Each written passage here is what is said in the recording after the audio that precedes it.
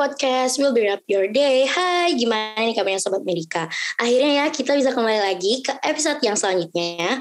Nih, pasti Sobat Medika ini udah nunggu-nunggu banget ya sih sama episode yang bakal kita bawain. Oke.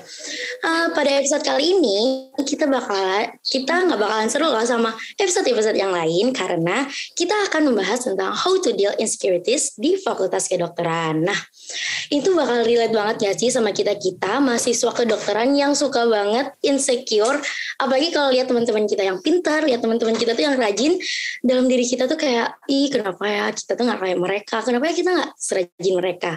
Oke, tanpa berlama-lama lagi, kita sambut aja nih narasumber kita yang keren banget, yang kece banget parah sih, yaitu Kak Omar. Halo Kak Omar. Halo Rizka. Halo sobat-sobat podcast. Apa tadi namanya sebutannya?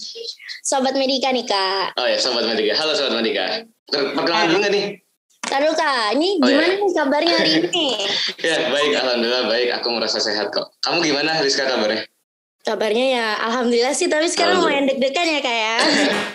Gak apa-apa, kita latihan aja. Ya, Kak Omar boleh kenalan dulu nih Kak, dari mana? Oke, halo semuanya, kenalin nama aku Omar Setio Aji dan aku berasal dari program studi kedokteran Universitas Brawijaya angkatan 2020. Ya, aku sendiri nih namanya Rizka Amalia, aku dari Fakultas Kedokteran dari kelas C, aku juga angkatan dari 2021. Oke, lanjut aja nih sama pertanyaan-pertanyaan yang bakal aku tanyain ke Kak Omar. Kak Omar ini gak pernah insecure deh kayaknya, tapi gak apa-apa deh, kita tanya-tanya aja nih. Oke, pertanyaan pertama ini, apa sih definisi insecure menurut Kak Omar sendiri? Oke, definisi insecure menurutku aja ya, karena aku kan bukan pakarnya nih, aku juga bukan spesialis kesehatan jiwa. Jadi seperti yang pernah aku alami ya, dan seperti yang aku tangkap lah, maksud insecure dari berbagai macam sosial media. Kan kita sering dengar insecure, ini kan mulai di sosial media, bener nggak? Bener banget. Kita dengar di Twitter, di TikTok, terus insecure. Yang aku tangkap sebenarnya insecure itu adalah perasaan tidak percaya diri. Rizka setuju? Setuju sih Kak, benar. Perasaan tidak percaya diri. Tapi sebenarnya perasaan tidak percaya diri itu diikuti juga sama perasaan-perasaan lainnya. Kalau misalnya percaya diri itu kayak biasa aja kan sebenarnya, kayak nggak pede aja. Tapi kalau sampai insecure itu adalah tahapan ketika kita sudah sampai cemas juga karena kita merasa tidak lebih baik daripada yang lain. Sampai kita ngerasa, sampai overthinking, sampai kita ngerasa iri dengki, sampai kita ngerasa anxiety-nya tuh muncul hanya karena kita ngerasa orang lain lebih baik. Dan itu sangat-sangat akan memberikan emosi yang negatif. Sebenarnya itu yang membedakan antara kita tidak percaya diri dan ingin menjadi lebih baik lagi ketika ngeliat orang lain, atau kita menjadi insecure, kita ngeliat orang lain itu lebih baik daripada kita. Sebenarnya aku juga sempat nanya sih ke teman-temanku, Rizka lulusan SMA tahun berapa? SMA tahun 2020 sih Kak. Kamu gap year berarti? Kamu tahun berapa sih? 2021. Oke. Jujur itu aku akan angkatan 2020 ya kalau di PSK ya. Tapi sebenarnya aku itu lulusan SMA itu dari 19. Jadi aku itu kan gap year. Dan aku juga ikut di bimbel, kelas bimbelnya yang khusus alumni lah. Jadi gap year kamu tahu kan ya? Jadi aku tahu kayak setahun lagi itu kan ya. Iya, setahun ya, ngapain untuk belajar doang, terus aku kuliahnya di tahun depannya gitu.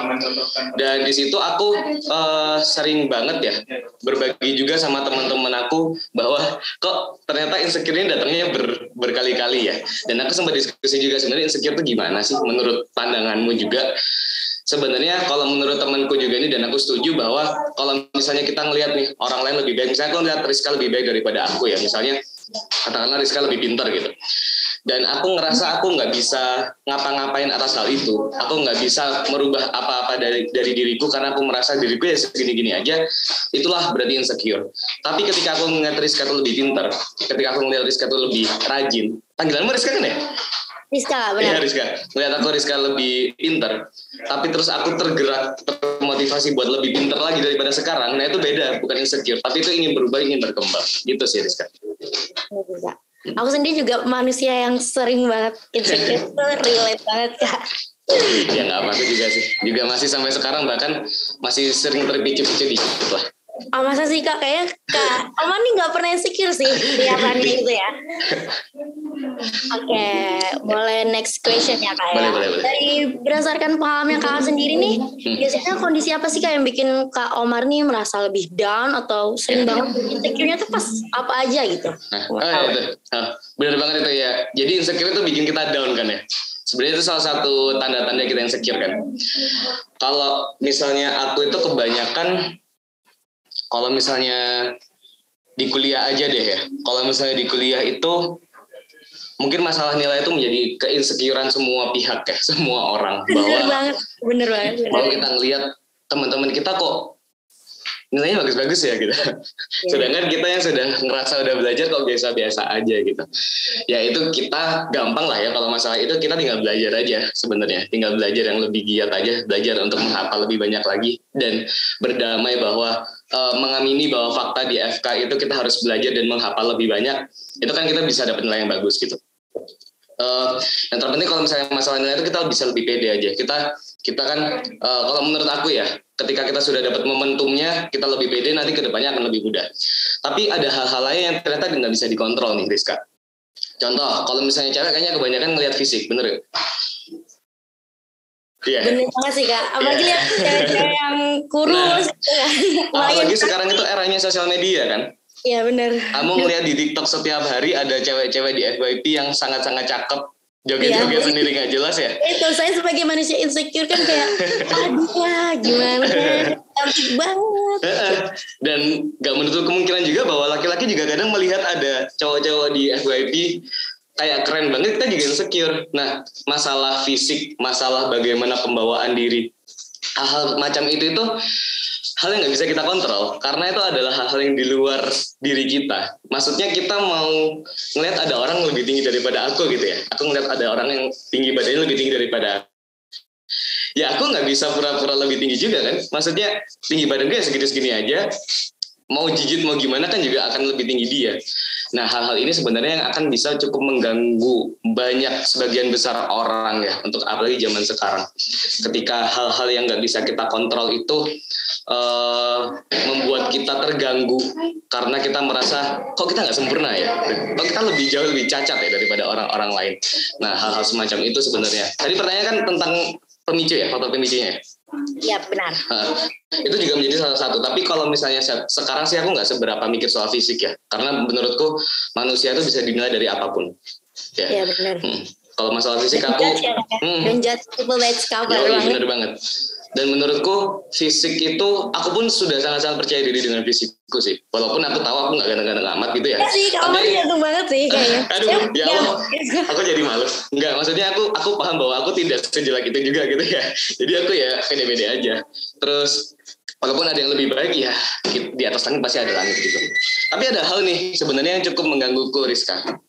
Masalah kita kan kedokteran ya. Iya benar. Jangan kedokteran deh, FK aja, FK secara keseluruhan. UKT-nya mahal nggak? Mahal sih, mahal. Oke. Dan orang-orang bisa bayar itu nggak? Nggak semua sih Kak. Tapi sebagian besar? Bisa. Oke, berarti tandanya adalah kebanyakan orang di kedokteran ini berasal dari latar belakang keluarga yang sangat-sangat cukup, mampu bahkan. Iya, menengah ke atas, bener nggak? Bener sih. Bener ya. Dan aku sebenarnya oke lah, aku mampu makan, aku mampu hidup, aku mampu beli laptop, handphone dan lain sebagainya. Tapi aku tidak sekaya itu, jujur-jujur aja. Dan aku tidak sekaya teman-temanku yang lain yang bahkan kemana-mana pakai mobil, terus kemana-mana pakai handphonenya yang boba ya, yang iPhone. Kita juga kemarin kan kelasnya online semua, laptopnya teman-temanku pakai MacBook, aku enggak, aku pakai Windows biasa. Hal inilah yang cukup menggangguku sebenarnya. Apalagi awal-awal dulu masuk kuliah. Dan aku ngerasa, apakah aku bisa diterima ya di lingkungan semacam ini? Dimana ketika teman-teman sekitarku memiliki gaya hidup yang borju banget, gaya hidup yang sangat-sangat, apa istilahnya ya berarti ya, kalau zaman sekarang ya, glamor lah ya. High class gitu lah ya. High class. Orang-orang seperti itu dengan, bahkan ketika offline pun semakin kelihatan nggak sih Rizka? Kelihatan banget sih Kak, yang ke kampus bawa mobil gitu-gitu nggak sih? Terus habis itu cara dia berpakaian, cara dia gaya hidup mereka sehari-hari, ngopi di mana, makan di mana, itu cukup mengganggu sebenarnya. Gak mungkin banget sih Kak, kayak Iya, jadi apa ya? Berarti tentang masalah ini mengganggu karena aku nggak bisa, bagaimanapun nggak bisa mengontrol seberapa besar pengeluaran, bukan pengeluaran, pemasukannya orang tua aku kan gitu. Iya. Oke. Dan yang satu lagi adalah yang bikin aku sering insecure itu sebenarnya ini nih, sosial media. Jujur-jujuran aja ya. Makanya aku tuh kalau misalnya kamu tahu ya, kamu nggak tahu deh kayaknya. Kamu nggak follow aku kan? Jujur. Belum sih kan. Jadi aku tuh nggak, iya. Kalau kamu lihat Instagram kita, aku nggak seberapa aktif di sana. Postingan terakhir gue tuh udah beberapa bulan yang lalu. Dan isinya pun aku lebih memantapkan di bagian captionnya karena aku ingin bercerita sebenarnya, bukan ingin memamerkan. Terus masalah story juga paling ya isinya tentang kolegium aja. Dan aku nggak seberapa aktif karena mahasiswa ini story-nya tuh kayak PPDK ya kebanyakan. Ya itu kalau kalian ya. Kalau aku udah enggak lah, udah jarang PPPT-an untungnya alhamdulillahnya. Tapi pokoknya aku nggak seberapa aktif karena aku berada di satu fase. Kan kita online ya, mahasiswa online. Ya benar. Di rumah terus kan kita ya. Di rumah terus, oke. Sendirian di kamar. Terus nggak bisa keluar dan otomatis juga akan susah juga buat cari temen kan sebenarnya ya. Apalagi kita kalau zaman sekarang nyebutnya circle ya. Yes, benar. Akan susah sekali kan. Waktu aku masih tahun pertama, aku ngeliat di story teman-temanku tahu nggak pada ngapain? Pada gitu ya. Keluar bareng, ya. Pada ngopi bareng. Pada belajar bareng, ngerjain ini bareng, itu bareng, ini bareng, main bareng. Terus aku mikir, kok bisa ya mereka main bareng gitu? Kok bisa ya mereka bisa berteman-teman seperti itu? Dan yang bikin mengganggu lagi adalah mereka ketemunya di Malang, sedangkan aku orang Malang. Dan yang bikin aku agak gimana kan, kok aku nggak diajak ya gitu. Ya, kayak udah mulai overthinking gitu ya. Iya, dan aku juga mulai merasa, kok orang-orang lain bisa punya temen, kok aku enggak ya? Terus berarti aku nggak normal dong, aku jauh dari standar dong. Terus aku berarti ansos dong gitu. Aku tidak ditemani, aku dikucilkan dong. Nah, pemikiran terlalu jauh itu muncul gitu ketika aku melihat itu semua. Padahal pun aku juga ada waktu-waktu untuk keluar sama teman-temanku, padahal memang nggak seintens itu. Dan aku pun sekarang offline sering ketemu pun juga memang aku ternyata anaknya tidak semain itu gitu. Tapi waktu itu muncul banget perasaan insecure.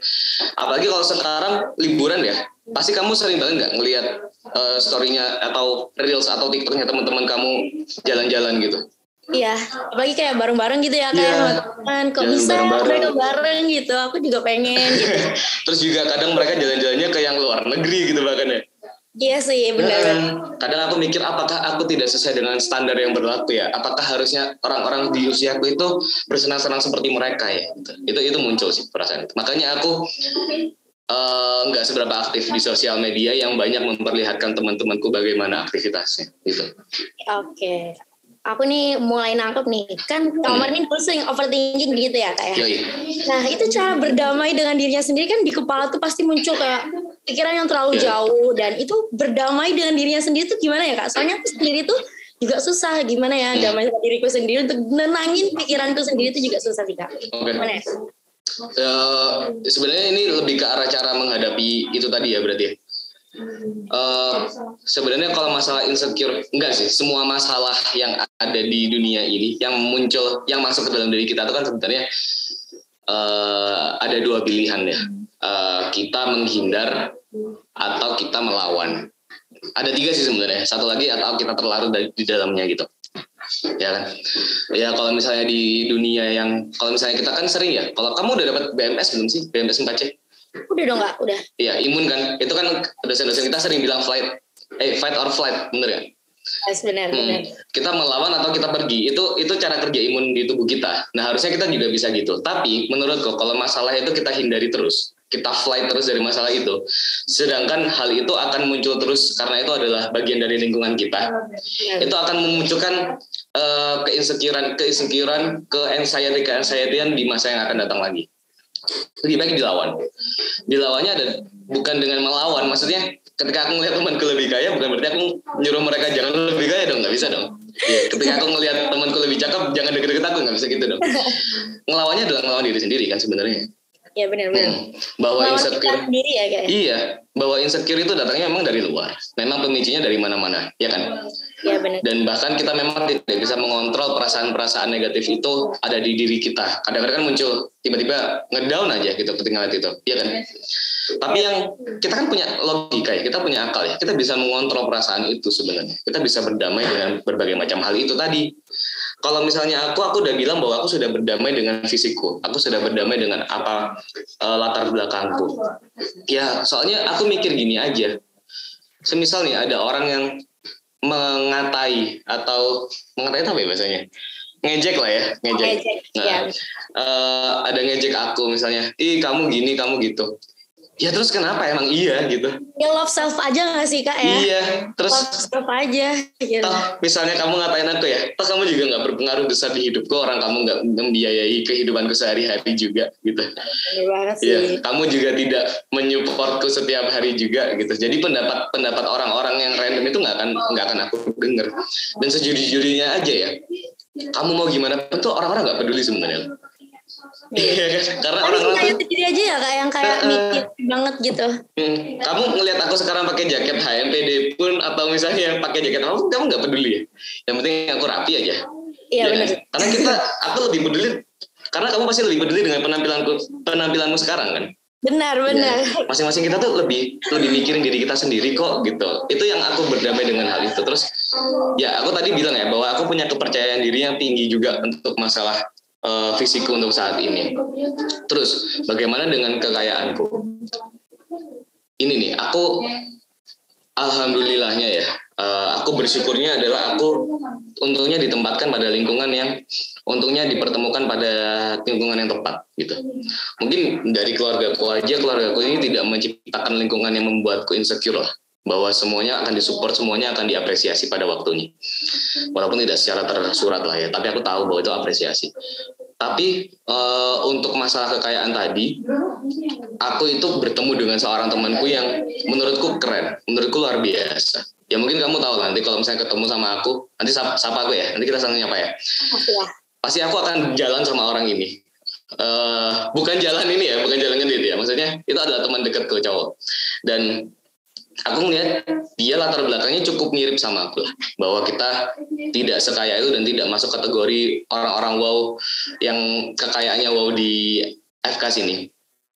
Tapi dia adalah orang yang percaya diri dan merasa bodoh amat lah dengan apapun itu, dan merasa apapun yang dia punya ya itulah yang dia syukuri dan itulah yang akan dia manfaatkan semaksimal mungkin gitu.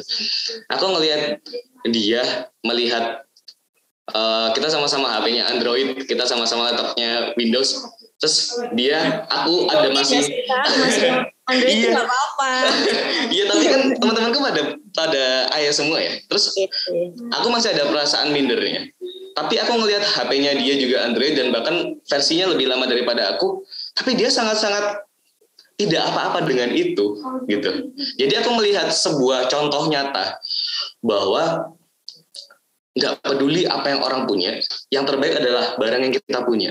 Itu yang aku lihat dari seorang temanku itu tadi.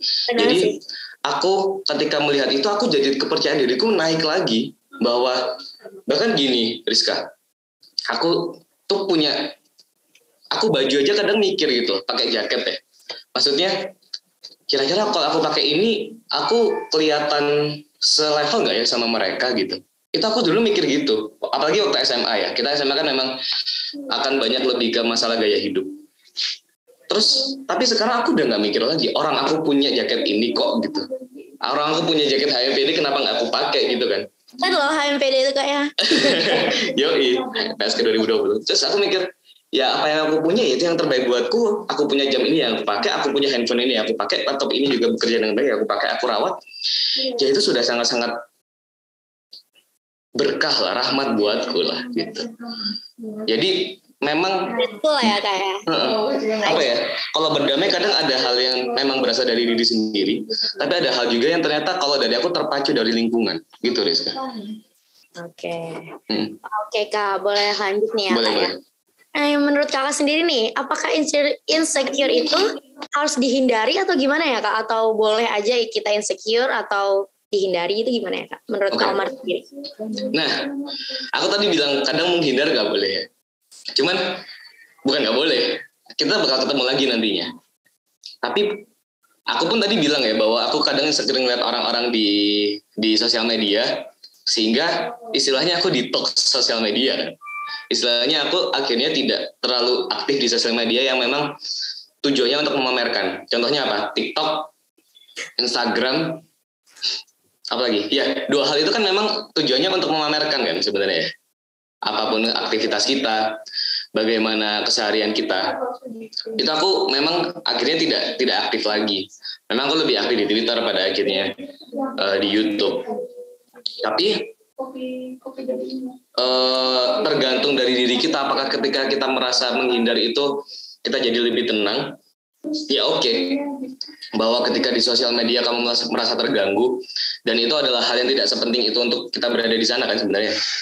Ya kamu mau mengurangi itu, ya oke. Kalau masalah kamu mau update apa enggak kan kamu bisa lihat di berita juga gitu.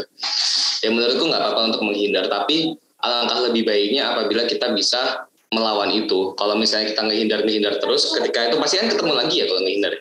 Ya down lagi. Aja nggak sih Kak kayak?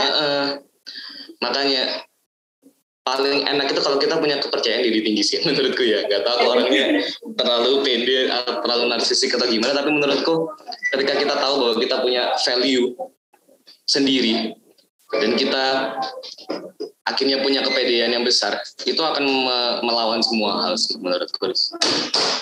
Oke. Baik nih, lanjut nih ya, next question nih Kak. Nih, salah satu gejala insecure adalah ketika kita menyalahkan diri sendiri ketika suatu hal itu berjalan yang nggak sempurna. Kayak misalnya kita mendapatkan nilai A di suatu matkul dan setelah itu cenderung menghukum diri sendiri berlebihan. Kira-kira menurut Kakak ini bagaimana untuk mengatasi hal seperti itu ya Kak ya? Ya, sorry, nggak apa-apa. Masuk aja. Jadi untuk masalah itu kan sebenarnya menurutmu itu masuk insecure nggak? Insecure sih Kak, soalnya teman-temanku pinter semua. Iya, sebenarnya kalau misalnya insecure itu kan, kalau aku ya, buatku ketika yang lain dapat A, aku dapat B+, aku insecure. Iya. Tapi kalau misalnya aku berharap dapat A, tapi aku dapat B+, itu masuknya bukan ke insecure, tapi lebih ke arah ekspektasiku yang ketinggian. Iya kan ya? Iya benar. Bahwa aku berharap dengan begini aku dapat A, kayaknya salah itu menurutku ya. Bahwa kita kalau punya impian, kalau punya cita-cita kan nggak perlu kita gambarkan terlalu detail lah. Karena kita aja nggak pernah berada di sana gitu kan. Nanti kalau terlalu detail terus kita tercapai ataupun nggak tercapai, hasilnya akan terasa biasa aja kalau tercapai. Tapi kalau nggak tercapai akan merasa sakit banget. Itulah kenapa perlunya kita bisa mengatur ekspektasi itu tadi. Terus kalau masalah nilai ya, kalau aku lebih ke arah memperjuangkan semaksimal mungkin dalam berjuangnya. Bahwa aku memang ternyata di kedokteran itu terasa banget kok, Riz, bahwa ketika aku belajarnya biasa aja itu nilaiku bakal biasa aja. Kalau belajarku luar biasa, nilaiku bisa luar biasa. Itu benar-benar sebuah hal yang berbanding lurus kan ya? Iya. Bukan kayak di SMA yang ketika kita nggak belajar, kita cuma dengerin dari kelas aja kita bisa dapat nilai bagus. Di kuliah kita harus ngulang bagaimanapun itu. Dan jadi menurutku jangan berfokus di aku dapat A, bukan, tapi aku harus berjuang tinggi karena aku ingin dapat A gitu. Itu sih menurutku. Jadi kita harus ngubah nilai ekspektasi kita ya nggak sih Kak? Benar. Oke. Terus menurut Kakak nih tips-tips untuk menghindari atau caranya biar nggak insecure itu gimana sih Kak menurut Kak Omar? Tips buat nggak insecure. Oke, satu udah kita bahas tadi ya, tentang berdamai dengan diri sendiri. Tapi nggak menutup kemungkinan bahwa faktor pemicu dari insecure itu datangnya dari mana-mana. Ya, oke lah, aku sekarang berdamai ya. Menurutmu aku tidak ada insecure, mungkin benar bahwa aku sekarang nggak punya keresahan yang terlalu besar terkait insecurity.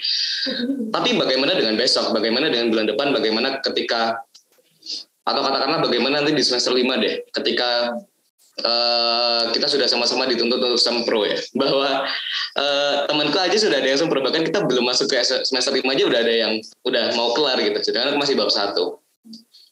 Ya itu nggak tahu nanti gimana ke depannya. Dan apalagi nanti kita ketika di dunia koas, dunia kerja, misalnya kita lagi koas, kita tahu teman-teman kita yang nggak di klinik ya, misalnya anak-anak teknik udah pada kerja gitu, sedangkan kita masih berkutat di rumah sakit jadi mahasiswa kan agak gimana gitu ya. Aku nggak tahu nanti kedepannya gimana. Jadi ternyata kalau misalnya aku renungi lagi masalah insecure ini, itu bagaimana kita bisa menyikapinya aja deh gitu. Kalau misalnya faktor-faktor luar itu masuk kan kita bisa kontrol juga ya. Kalau misalnya mereka masuk ke dalam diri kita, gimana caranya kita bisa mengondisikan diri kita, mengondisikan pikiran dan perasaan kita agar tidak terlalu di dalamnya, agar tidak terlalu baper terus-terusan sampai down, tapi kita bisa segera menjadikan itu sebuah motivasi aja gitu. Itu kan lebih baik ya. Ataupun kalau nggak mau jadi motivasi ya udah berdamai aja. Menurutku gitu. Tapi paling mudah kayaknya jadi motivasi deh. Ketika aku ngeliat kok Rizka lebih glowing daripada aku, ya udah motivasiku adalah aku pakai skincare. Kayak ada lampu. Ya udah motivasiku adalah pakai skincare atau pakai lighting yang lebih baik. Iya, pakai lighting yang lebih bagus aja. Padahal aku memujimu. Kita juga bersyukur ya kak ya. Kita nggak boleh insecure, tapi kita harus bersyukur. Nah, itu dia. Ya, Kak. Nah, oke. Nih, pesan dari Kak Omar nih untuk teman-teman mahasiswa, untuk sobat-sobat Medika nih yang masih kerap kali itu suka banget insecure di dalam perkuliahan FK, terutama itu pada masa transisi nih Kak, dari masa yang full online terus tiba-tiba setengah online terus offline, terus tiba-tiba nanti semester depan ini udah full offline. Gimana nih Kak? Pesan-pesannya untuk sobat Medika. Oke. Pesan-pesannya sobat Medika. Yang mana ini kebanyakan pasti kan mahasiswa ya targetnya kan ya? Iya, benar. Sobat Medika ini. Oke. Mahasiswa itu jauh berbeda dengan ketika masih siswa. Bahwa ketika nanti kita di kampus, kita akan bertemu dengan berbagai macam orang yang berbeda-beda. Dari latar belakang yang beragam lah. Rizka aja dari mana? Balikpapan tadi ya? Balikpapan Kak. Ya, sedangkan teman-temanku di SMA tuh dari Malang semua, orang Malang kan ya? Ya Kakak orang Malang soalnya. Terus temanmu juga dari Balikpapan semua, tapi tiba-tiba kita bisa ketemu kan, anak Malang dan anak Balikpapan aja bisa ketemu kayak gini gitu. Apalagi dari mana-mana pun dengan latar belakang keluarga yang berbeda, dari pemikiran, jangan latar belakang deh, pemikirannya aja udah beda-beda, kepalanya udah beda-beda.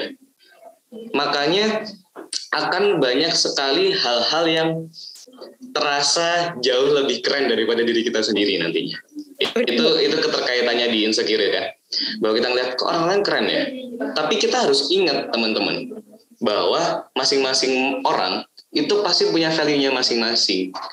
Aku pun masih sering lihat kok orang ini ya, temanku ini bisa berprestasi banget ya, tiba-tiba jadi mawapres aja, ikut penelitian mana. Ya emang benar dia lebih baik daripada aku di bidang prestasi itu. Tapi kan dia tidak lebih baik juga pada diriku. Misalnya katakanlah aku mau menyebutkan jabatanku di kolegium adalah kelebihanku gitu. Iya kan? Bahwa aku lebih aktif daripada dia di kolegium gitu. Bahwa aku memberikan pengaruh yang lebih besar daripada dia di kolegium ini. Gitu kan value-nya. Oke lah dia memang lebih pinter di BMS 4A. Tapi kan aku lebih pinter di BMS 4C. Gitu, bahwa kita pasti akan punya value-nya masing-masing dok, dan jangan sampai mikir bahwa harusnya itu kita punya standar A, I, U, E, O, jangan, bahwa standar masyarakat itu diciptakan oleh pemikiran kita sendiri kok sebenarnya. Karena manusia itu punya value sendiri-sendiri nggak sih Kak? Iya, dan kalau misalnya masalah pencapaian ya, setiap orang tuh punya waktunya masing-masing. Itu yang ditekankan oleh orang tuaku, bahwa setiap orang tuh punya waktunya masing-masing kok. Dan hidup ini bukan balapan. Hidup ini ya tentang bagaimana kita berjalan lurus tanpa kemana-mana. Dengan perlahan-lahan pun nggak apa-apa. Yang penting kita mencapai tujuan kita nantinya. Bener nggak? Benar. Jadi gitu aja sih sebenarnya. Berdamainya itu adalah dengan mengamini bahwa setiap orang punya value-nya masing-masing dan semua orang punya waktunya masing-masing. Itu. Ini terakhir nih Kak, pesan terakhir dari Kak Omar sendiri itu gimana? Pesan terakhirnya menghadapi insecure. Ya, pesan terakhirku untuk Rizka dan Sobat Medika. Oke. Pesan terakhirku adalah menjadi diri kita sendiri, itu yang utama. Bersyukur nggak sih Kak? Bersyukur. Dan jadi diri sendiri itu tidak apa-apa. Jadi diri sendiri itu malah lebih baik daripada segalanya. Dan menjadi diri sendiri itu malah memunculkan versi terbaik dari kita sendiri.